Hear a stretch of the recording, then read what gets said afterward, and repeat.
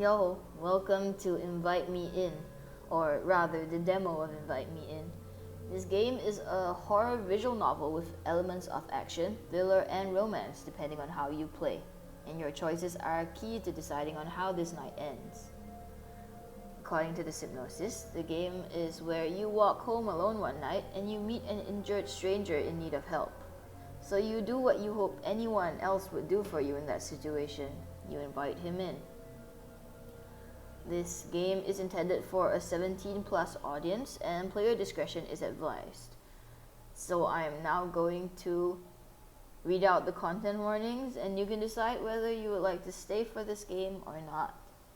Yandere behavior, such as stalking, obsession, manipulation, harassment, and violent tendencies. Self-harm, blood, violence, suggestive themes, sudden tone shifts, and other materials made to induce fear. This game is meant solely for entertainment, so please play responsibly. Alright, with that done and dusted, if you are uncomfortable with these themes, please take care of yourself, take care of your mental health, and I'll see you in the next game. But if you're okay with all of these, then let's get going. I'll press start. Since there are multiple endings, I don't know how many endings there are, but since my actions will kind of affect the outcome, I would like to play it at least twice. So we'll start with the nice ones, I suppose. Oh, we could have read the content warnings here. Yep. As we have seen, these are the content warnings. I have to know your name. Alright. A Vol it is. Vol. As the sun finally sets, the lengthening shadows begin to bleed together until everything is covered in darkness. My path is only illuminated by the occasional street light, and I start to become nervous again. Like something bad is about to happen if not treaded with caution. I start picking up my pace as I get closer to home. I didn't plan to be out for so long, especially not at night all by myself. The grocery store bag clutched tightly in my hand seems much heavier, even though it only carries the sole jug of milk that I desperately needed before leaving the house earlier. Now I'm wondering if it was really worth the trip. Turning the corner just leads to another dark road, and I debate whether I should slow down to prevent tripping or just break out into a run here and now. It's just a couple more blocks, and then I'll be back home.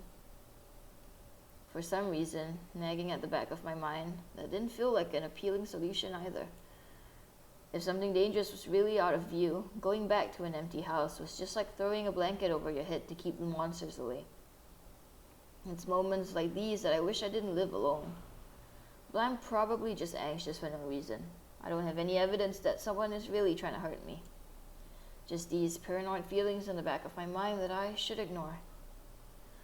I really have to stop trying to freak myself out. All it's doing is causing me to lose sleep, which makes me more on edge. Focusing on getting home is the only thing I need to worry about for now. And then I can eat dinner, chill out, and finally get some much needed rest. Then why did I buy the milk? If I'm gonna go back to sleep, I should have just bought the milk in the morning. Maybe I'm not a morning person. Just as I was about to turn around the last street, I see a figure sitting next to the sidewalk a few feet in front of me. I immediately stop walking and try to get a better look before getting any closer. I hear the blood start to pulse faster in my ears. They were almost fully hidden away from view, so I didn't have much of a chance to see them from further away, and they are perfectly still. I feel the fear rising into me again and stay frozen in the same spot. My muscles tense, waiting to see if the stranger makes a move. They do nothing, and since it's so dark, I can't even tell if they've seen me or not. Though I keep getting the feeling that they're staring right at me. It's terrifying, but I can't just stand here forever. I want to go home. Following the lingering morbid thoughts and stirring up some bravery, I begin to walk again until I'm only a couple feet away from the stranger. Once I'm closer, I can finally make out some of the vague details of his face, and we make eye contact. I flinch a bit after seeing him look at me. But then I start to notice something strange. He's curled up in the grass, clutching his arms tightly to his body, and I begin to hear his heavy, uneven breaths over my own. He's hurt, badly. As soon as I see the state he's in, I'm not only more worried than before, but also heavily concerned for his well-being. Hello? Can you hear me all right? Are you okay? What happened? For a moment, he just keeps looking at me. His expression is unreadable this far from any light source, but he must feel scared too. He doesn't respond, and at this point, I feel he must be really, really injured. Maybe he can't even understand me. Just as I reach into my pocket to try and call for help, he finally speaks up. Something happened to me earlier. I was just trying to walk home, and I'm a bit hurt right now. A bit hurt? He doesn't seem like he's doing well at all. Do you need help? Can you walk? He leans forward and begins to push up on his arms like he's trying to stand up. But he quickly winces and sits back to his original position. It hurts. My arm really hurt. My legs are okay though. How did you hurt your arms? Is anything broken? Broken? I didn't break anything. He shifts uncomfortably on the ground, trying to move his body to a more upright position. He looks at me, a bit nervous. It's easier to see his face like this. His face is... Okay, which one am I going to be? I think I will go to a realistic route, I guess. He says nothing is broken, but something else is definitely wrong. It seems his injuries are causing him a lot of pain. I don't know what to do in this situation. Do you need me to call an ambulance or get you a ride to a clinic? If it hurts that bad, then you may need some serious help, even if you don't think it's broken.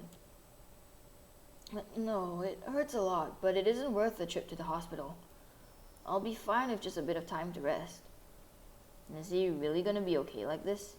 I want to help him out, but maybe he really just needs some time to recover. Are you sure you'll be okay? Yeah. I appreciate the concern, but it truly isn't an emergency. Well, okay. I'm glad it's not bad then. You should really be more careful. Getting injured on the side of the road this late is really dangerous. You're right. I'm really glad you're the one who came along. Seems like I had nothing to worry about earlier. To think I was so scared of him. Thought I was gonna end up being mugged or murdered, but it ended up being a total overreaction. And now I'm just having a normal conversation with a stranger sitting in the grass. Well, that isn't too normal. But I don't really know anything about him, and he seems pretty worried too. I should try and calm him down a bit more so I can help better. He isn't gonna tell me anything like this. What's your name? My name? It's Devin. He seems really shy about it. I feel kind of bad asking now. That's a really nice name. It suits you. There's no way. I think your name is much nicer. My name? Wait, what? How do you know my name? I didn't tell it to you yet. Oh, you didn't. I'm sorry. I must have thought you said it already and it slipped my mind. I feel a bit embarrassed. I hope you don't think I'm insincere now that I complimented something I don't even know. But I'm certain your name is nice. That's all I was trying to say. Sorry to confuse you. It's fine. I was just caught a bit off guard. So, what's your name? I feel a bit hesitant to tell him now, but I really shouldn't fault him from an honest mistake. It's Vo. Vo. That's a nice name, just like I guessed. Devin is more focused on his sudden blunder than the pain he's in, which is a bright side. Seems that the conversation helped a bit, even if somewhat awkwardly. He looks off to the side, trying to distract himself. Talking to a stranger like me seems to make him pretty nervous. As a sort of anxious reflex, he begins to mess with the sleeves of his sweater. He just ends up wincing in pain after pulling on them too hard. Seeing someone be miserable like this, I can't stop myself from asking him about it one more time. Do your arms still hurt to move? Yeah. Devin tries to move his arm again and gives up quickly. He pulls them back into his lap in a comforting position. Will he be able to make it back somewhere safe soon? It's horrible his arms hurt too much to even make it home. I feel the best way to hurry up this interaction is just to help him out quickly and then head on home. The more he sits here in the dark, the more feelings of pity begin to surface. Talking to him has been a bit weird, but can't help the gnawing feeling of concern for some reason. I feel bad just leaving you here like this. Here, let me help you walk a bit closer to your house. You shouldn't have to sit here in the dark. My house is a bit of a walk away. I should be fine. I feel better already after talking to you. It seems I may have been a bit too worried after all. At least let me walk you to a bench nearby to rest. It's better for you than just sitting on the ground. You'll help me? I really appreciate that. I just need some help standing up, and then I'll be okay to move on my own. Helping him out seemed like an easy offer, but actually finding a good way to lift him up gracefully was a harder task than I guessed. Setting down my grocery bag of lonely milk on the sidewalk, I walk a bit closer to Devin. We both look at each other, trying to figure out the best way to go about this. I want to lift him up without hurting him or making him uncomfortable. Eventually, he moves his legs until they are bent under him, almost in a kneeling position. And then I move beside him, wrapping my arms around his torso. As I increase the pressure of my hold on him, his breathing becomes even more labored and unsteady. His body becomes incredibly tense despite how carefully I try to lift. Are you okay? I'm trying not to touch your arms too much, but let me know if anything hurts. It really doesn't hurt that bad. I can barely feel it. I'm feeling a bit more reassured after knowing he's okay. I give one final lift until he's up on his feet.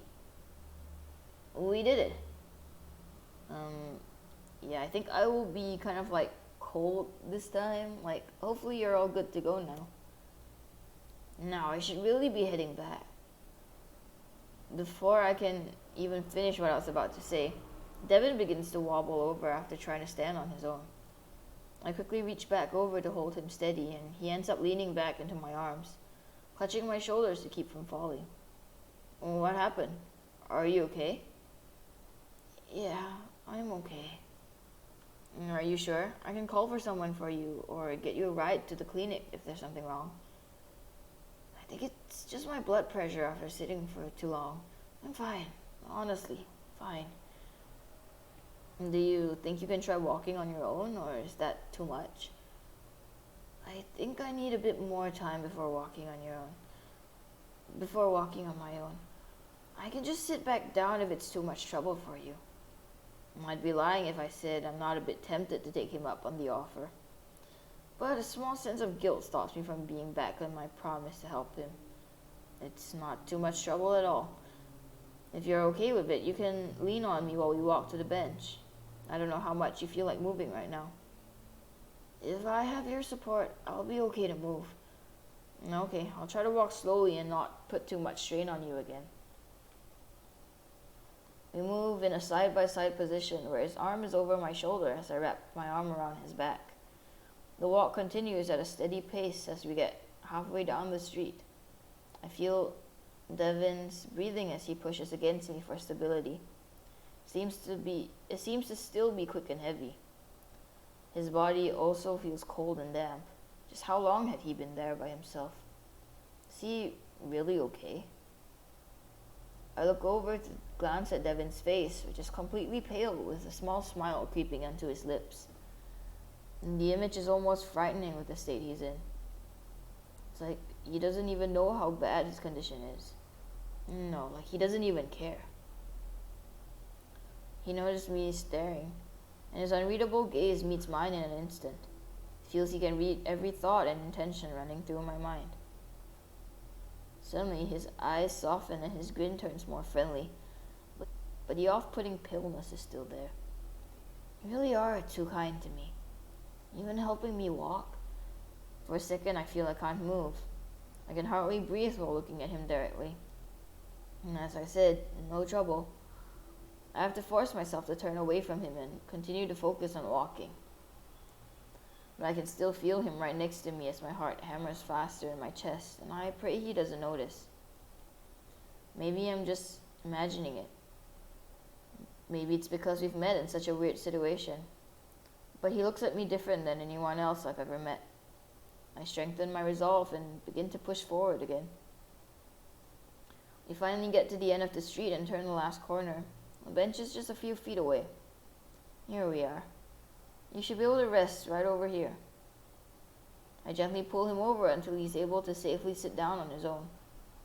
He seems a bit shaken up, but he's much better off on a clean bench near a street light than on the ground in the dark. Thank you for taking me all the way here. It was so considerate of you.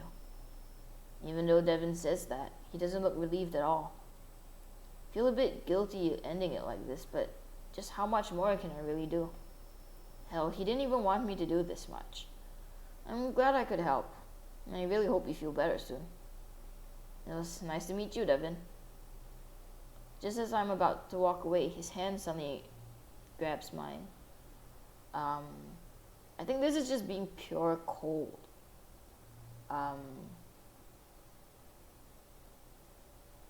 Maybe did you need something else? I have to head home soon, but is everything okay? I look down at our hands as he slowly lets go of mine. I guess he grabbed my hand without thinking because he quickly places his hand back on his lap nervously.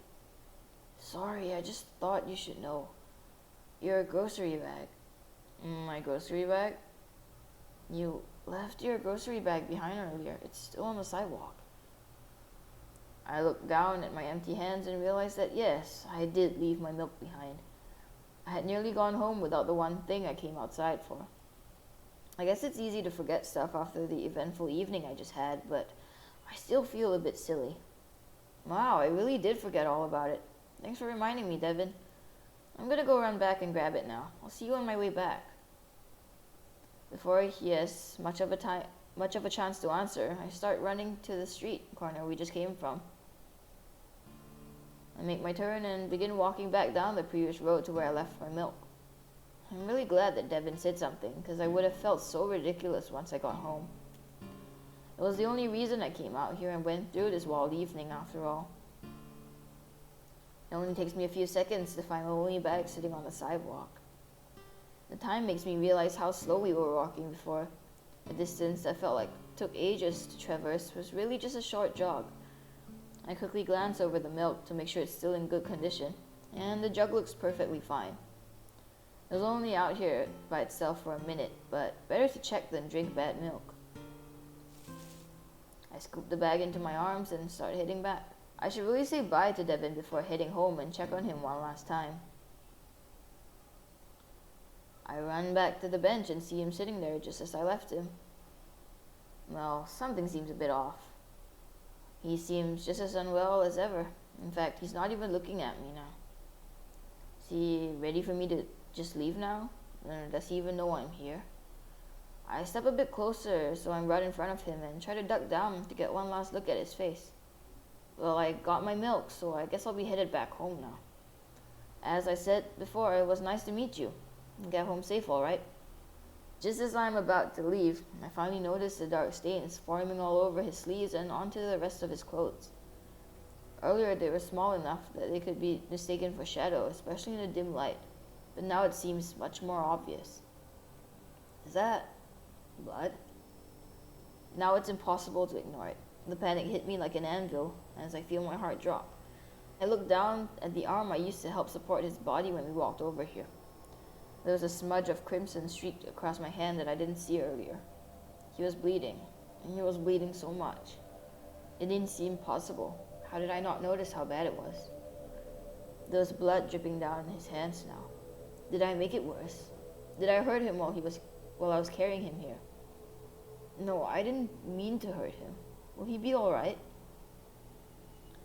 I lifted Devin's shoulders to look at his face. His eyes seem hazy, like he might pass out soon.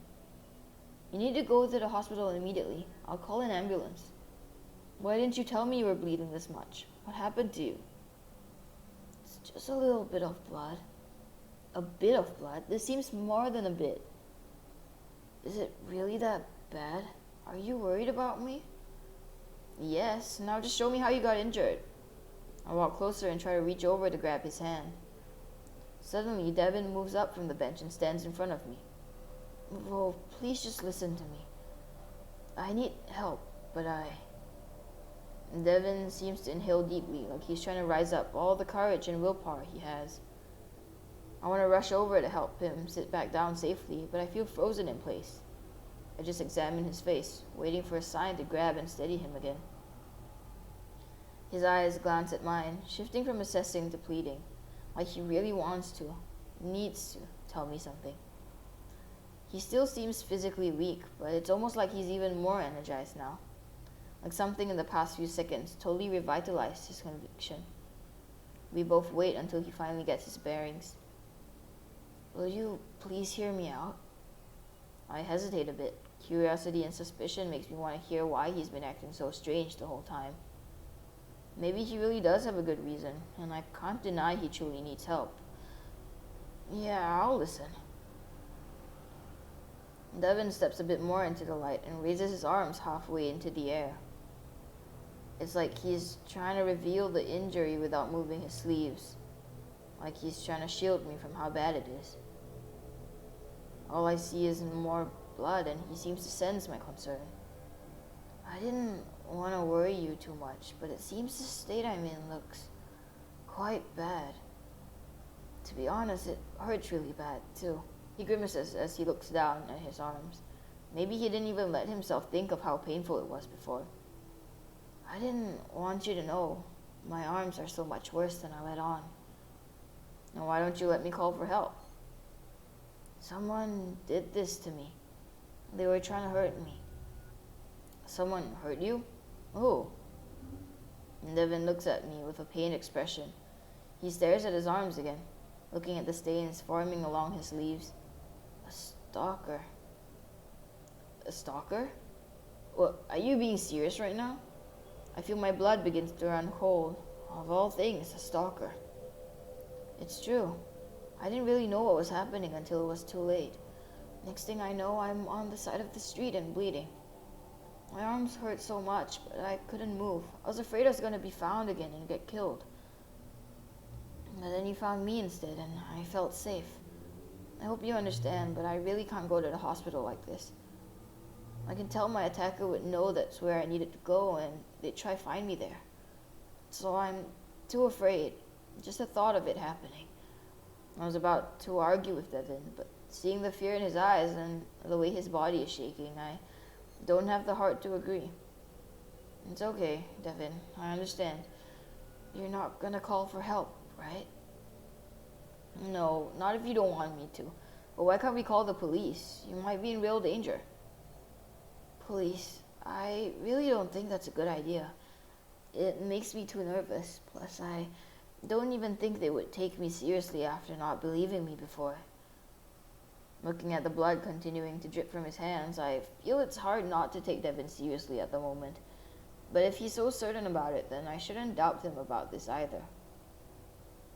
There has to be some solution, right? He can't just deal with this by himself and risk getting hurt even more. I want him to be able to get help. His life could be at risk.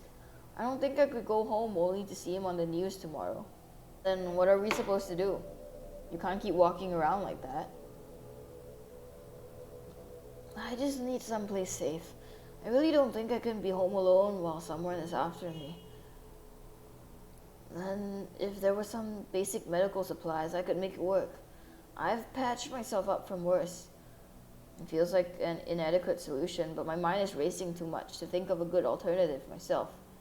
I may end up regretting this later.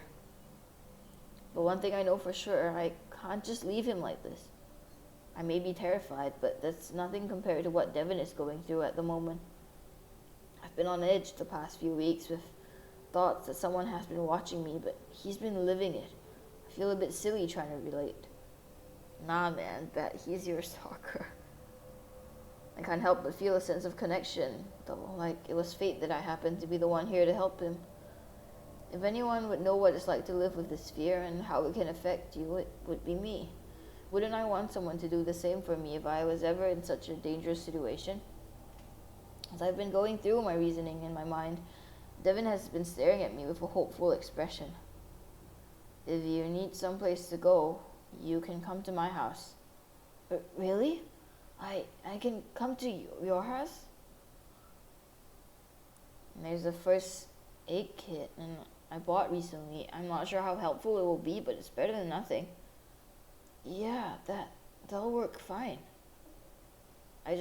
Sorry, I can't believe you're helping me. I'm not gonna leave you out here alone or just hand you off to people you don't feel safe with. I really do want to help you, Devin. We stare at each other for a moment, assessing his bizarre situation that's been laid out quickly in front of us. But the look on his face, he seems so happy, ecstatic even. This just shows that I definitely made the right choice, right? Or did I even have a choice not to help someone in this much peril? It just doesn't feel like I did at all. I try to push down the feeling of uncertainty and move on to the next objective. So we shouldn't stay out here too long, right? Isn't it kind of dangerous? Yes, you're right. We should leave now. And Devin's head whips around to survey the area, but he seems quickly satisfied. I think we're safe. It's best to be careful and hurry along. Alright then, let's go. I instinctively walk over to Devin and lean against him, moving my arm across his back again. Vol, what are you doing? You still need help with walking, don't you? After all this, I can't have you falling over on me. Of course, I nearly forgot and it surprised me. Devin moves against my arms and we begin to walk together again. Maybe it's from doing it before, but it feels easier this time. My house is just a few buildings down, so you don't have to wait too long. And then you can just stay with me for the night and call whoever you need to call in the morning. This is really too kind of you. I don't deserve it, but at the same time, I can't reject the offer. Don't feel bad for it. I really do want to help you. Is there a reason why you want to help me? Or are you just the type of person who would help anyone? And Devin's face looks a bit upset when he says this. Does he think I have weird motives? I'm not really sure. I just think if I were in your shoes, I'd want someone to look out for me like this. I bet there's someone who would do anything for you. The strange compliment makes my heart thump quickly in my chest. I try to ignore it, but soon all I hear. To distract myself from the noise in my own head, I look out into the darkness, trying to search for any stalking figures. I make sure we aren't being followed, and there doesn't seem to be another soul in sight. For the past few weeks, I've constantly been seeing moving shadows and feeling eyes on the back of my head. But for the first time in a while, I don't feel anything at all. I feel safer. Yeah, that's 'cause you're walking with the person who stalks you. As I finally see the front of my house in view, I think the rest of this wild night is actually gonna be okay. We have reached the end of the demo. Thank you, Vol, for playing Invite Me In. Continue the game and see how the rest of the night unfolds later this year. The hearts above give a clue to the path you were headed on. Green, blue, and purple. I suppose those are the three answers that I gave. Green, blue, and purple. Let me write that down. Alright, so this was my playthrough, doing the options that felt right to me. So that's what I would personally do in this situation. In the next playthrough, I will play it very cautiously. So I will be an extreme utter asshole. Well, I mean not an utter asshole, but I would maybe flick his hand off or not be as nice maybe. And then in the third one, I will be very nice and concerned. And in the last one, I will be very romantic, I suppose. Oh look, he's such a cutie or something. So yeah, that's my game plan for now. So I think I can skip through the regular dialogues and just speed run through 3 different options, since the demo is quite short. It's about half an hour. If I don't read lots of stuff, I could probably, go through them a bit faster. Oh, oops, back, my bad. Gotta be Vol still. Alright, Vol, we'll skip to the next, okay. His face is, we'll be cautious this time, a little scary. For some reason, looking at his face, like this sends a chill down my spine. I keep acting paranoid despite nothing bad happening. I'm sure his face just looks really intense because of the pain he's in. This is all so silly. There's no reason to be scared and we're just talking. But he keeps staring at me with those eyes and... Is something wrong? No, it's nothing. It's just... Are you sure nothing's broken? It looks like you're in rough shape. Oh, you're talking about me. I can tell there's no broken bones. For some reason, I feel a bit anxious at the way he answered, but I do my best to ignore it. Well, okay. I'm glad it's not bad then. Alright, and then it's the usual dialogue, so we skip a rooney. It's hard to tell if I feel nervous just from the situation or if this guy is actually just off. But he hasn't done anything to me yet, and in fact, he's barely made a move at all. It just seems like I had nothing to worry about earlier, to think I was so scared of him. I thought I was going to end up being mugged or murdered, but it ended up being a total overreaction. Let me skip over. My name? Yeah, I think, wait, what? Like, how did you know my name? But now the uncomfortable dialogue has completely stopped as Devin doesn't say another word, and I'm tempted to just walk away at the moment. He looks off to the side, trying to distract himself. Talking to a stranger like me seems to make him pretty nervous. As a sort of anxious reflex, he begins to mess with the sleeves of his sweater. He just ends up wincing in pain after pulling on them too hard. Let's skip over. Well, we did it. Hopefully you're all good to go now. God, why did I have to insist on helping? I do my best not to look so frustrated and try to strum up some optimism. It's not too much trouble at all. So this will be where we are walking him down the street, and I truly hate it. I strengthen my resolve and begin to push forward again. We finally get to the end of the street and turn the last corner. The bench is just a few feet away. Here we are. You should be able to rest right over here. Just as I'm about to walk away, his hand suddenly grabs mine. Let go of me. After I shout, he quickly lets go of my hand. His eyes look panicked, and he stares at me, confused and hurt. I'm sorry, I shouldn't have done that. I'm sorry. And guilt begins to creep up on me, even though I'm still a bit upset. But who randomly grabs the hand of a person they just met without asking? Just, why did you grab my hand like that? You can't surprise people like that and expect them not to be shocked or scared. I'm really sorry. I wanted to tell you that you forgot your grocery bag earlier. You left it behind and you were about to go home without it. And now I feel like a huge jerk. I shouldn't have yelled at you. That was my bad. Thank you for reminding me about the milk. Just try to get my attention in a less physical way next time. Of course. I wasn't thinking clearly, and I really should have done better. Don't feel bad at all. It was entirely my fault for not just saying something earlier. He says not to feel bad, but the way he's taking responsibility so earnestly makes me feel like my yelling was kind of uncalled for. The guilt, whether deserved or not, is now all I can think about as I look at how shaken Devin is after being scolded. Adding in his injuries, he looks really pitiful right now. Are you okay, Devin? Sorry if I came off like a jerk. It's just late and I was already pretty on edge before meeting you. I was taught to be a bit wary of strangers, so it wasn't anything personal. No worries. I'm okay. It's just, you don't hate me? What? No, I don't hate you.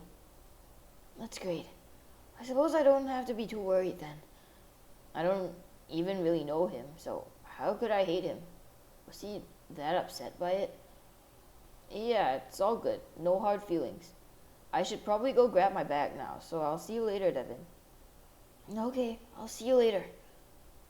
I walk away before things can get more awkward and start heading back to the street corner. Nothing is really that wrong with Devin, but I can't help but keep my guard up around him. Even to the point of yelling at him like that. This paranoia is really getting the worst off me. Alright, we're gonna get our milk. I should probably say bye to Devin before heading home since I have to pass by that bench again. And same Devin dialogue. I may really, really regret this later. One thing I know for sure, I can't just leave him like this.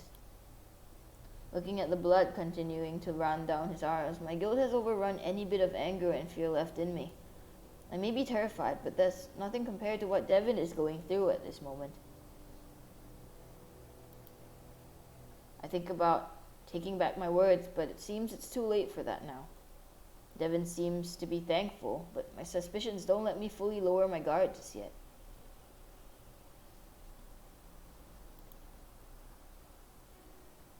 I can't help but to be consumed with anxiety by his suspicious wording once again.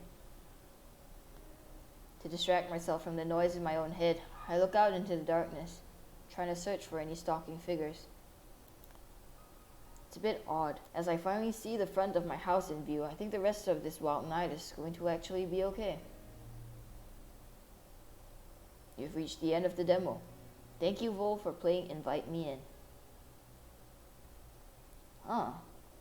Red, blue, and yellow. Even though I tried to answer all coldly, I guess it's not all the same genre of thingies. I don't know.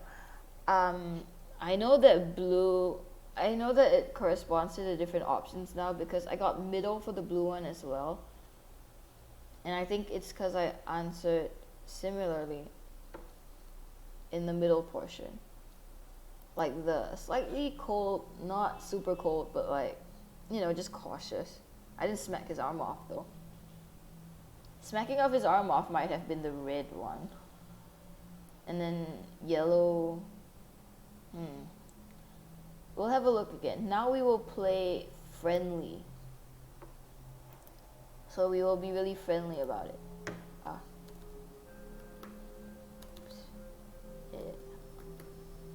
Yeah, let's be friendly. Alright. So, pretty pale is friendly. And then... so saying he's scary was red. And then my name, I'll just say thank you. I don't think my name is better than yours. Your name is also very nice.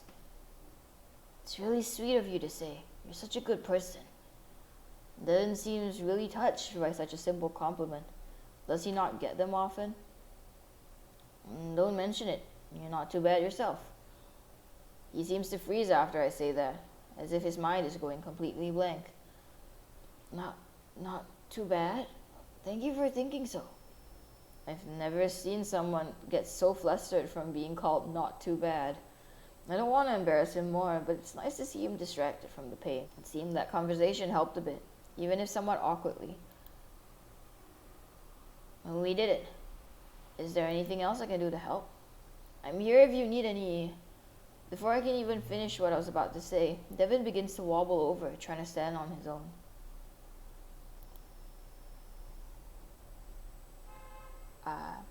Right, we're being nice. Devin, are you alright? I immediately turn around and hold his hand in mine while trying to be gentle with his arms. What do you need? Did you change your mind about calling for some help or going to the doctor? I don't want you to have to suffer alone, so I don't mind waiting here with you. Devin looks up at me with wide eyes, like he wasn't expecting this at all. As I begin to sit down on the bench next to him, he finally pulls his hand away and stops me. No, I didn't change my mind. Thank you, though. I just wanted to let you know want you to know you left your milk behind earlier while helping me, and you probably don't want to forget that. My milk, that's right, I totally forgot. I guess I got so distracted helping you, I almost didn't remember to go back for it. Thanks for reminding me, Devin. What would I have done without you? He quickly becomes flustered once again and shakes his head a bit. Didn't you say that I'm the reason you got distracted in the first place? Maybe so, but it wasn't like you did that on purpose, so I'd still say you're pretty helpful. Devin looks off to the side, a bit embarrassed. I'm going to go grab my milk now, but let me know if you need anything else. Well, I have to walk back here to get home anyway, so I'll see you in a minute. Yeah, I'll see you in a minute then. And I gave a small wave and start to jog towards the corner we just came from. Get our milk. I find myself really meaning those words. We stare at each other for a moment, assessing this bizarre situation that's been laid out quickly in front of us. I can't help but smile at how flustered he gets at this point, even with how horrible the night has gone. Even though we just met, Devin seems to enjoy being around me, happy to think I could make what must be one of the worst days ever a bit brighter. Devin moves against my arm and we begin to walk together again. Makes me feel a bit happy in some way, and I get flustered myself. To distract myself from the own noise in my head, I look out into the darkness and try to search for any stalking figures. Oh, I didn't get to see the hearts. I should, alright, I'll stop the recording here, check the recording, and then come back. I should have pressed skip. Alright, I'm back, my bad.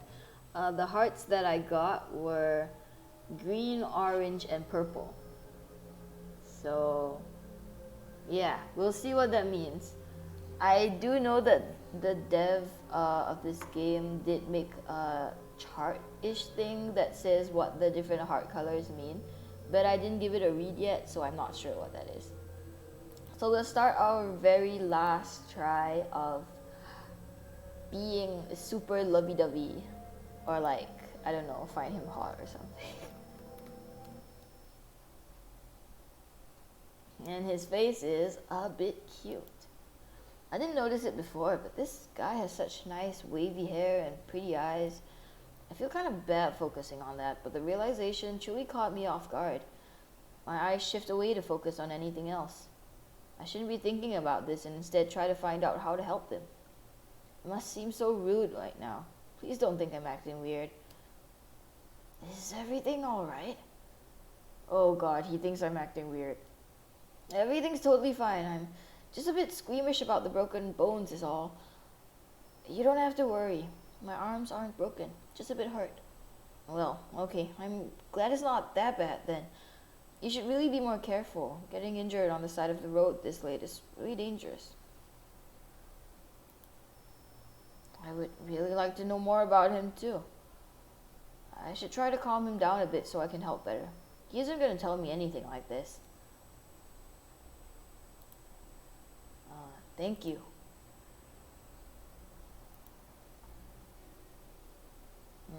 Is there anything else I can do to help? I suppose the rest would be the same though. And I wonder if it's really such a bad thing. I strengthen my resolve and begin to push forward again. Just as I'm about to walk away, his hand suddenly grabs mine. Let's do the same thing, be really kind and stuff like that. Is it? Oh, it's nothing different. Green, orange, and purple. I caught that. Green, orange, and purple. Isn't that the same? Oh, it's the same as being nice, I guess. So being nice and finding him hot is about the same thing. Alright. So let's give the website thingy a read and see the meanings of the different hearts. I have it on my phone, but I'll put a screenshot up on when I edit the video. So, the hearts at the end of the demo. For the actual full game, there will be 7 endings, and the choices that we made will help change the end result. If you got a red heart, it means you are more prone to confronting issues directly and letting your problems be known. If you continue this path, you may find yourself having to face even more confrontations later in the story. So red was when we were being mean. In my personal run and in the nice run and in the simp run, we didn't get any red. So only if we are being a total jackass, we get red. If you got a green heart, it means you are a bit more hesitant or maybe just easygoing. If you continue this path, you may just avoid every problem in your way. This doesn't mean things will be easy though. So the rest of them were green. My personal one was green as well. Orange versus blue for the second heart. So let's see. For my personal one, I got blue. For the mean one, I got blue. And for the two nice ones and simps one, it was orange. So if you got an orange heart, this means you are either really friendly or you actually like Devin and look past everything else. If you continue down this path, you may get that happy ending you desire. But will you be able to keep it up? And blue heart, which was the one my personal run got, and also the jackass route. This means you want to keep any stranger you just met at arm's length.